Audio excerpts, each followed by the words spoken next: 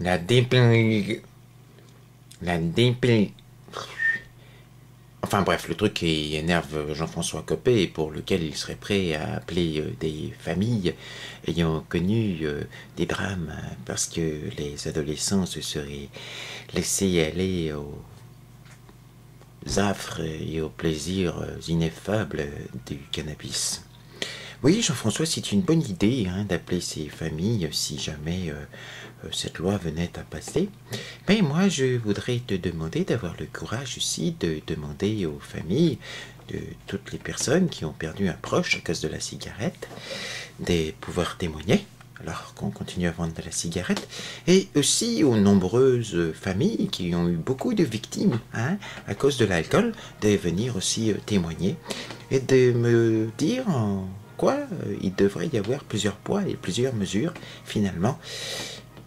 Et puis je voudrais aussi laisser un petit mot pour ces pauvres marchands de tabac, fournisseurs de drogue officielle et légale, et débits de boissons, fournisseurs de drogue officielle et légale, si finalement ce serait peut-être pas mieux pour eux de se retrouver à vendre du matériel de qualité dont on saurait la provenance, genre himalayenne, tibétaine, tout ça, plutôt que de laisser un commerce parallèle se faire dans les banlieues qui, de toute façon, continuera à se faire, tant qu'il n'y aura pas la légalisation.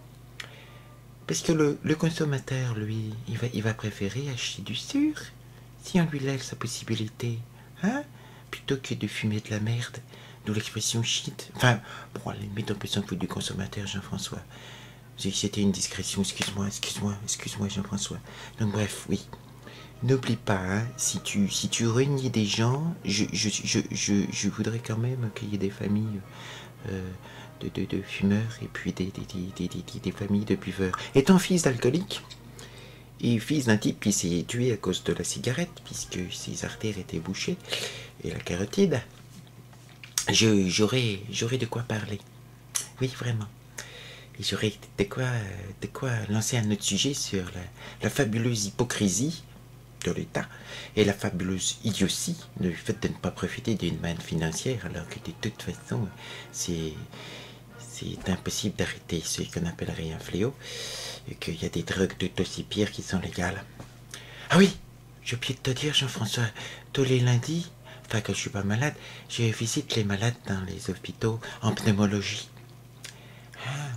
Je vois les conséquences de la cigarette. Oui.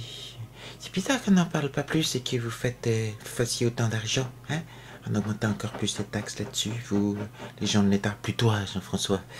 Enfin, qui sait, tu pourras revenir. Voilà. Moi, je te fais un gros bisou, en espérant qu'il n'y ait pas de poids de mesure dans les propos.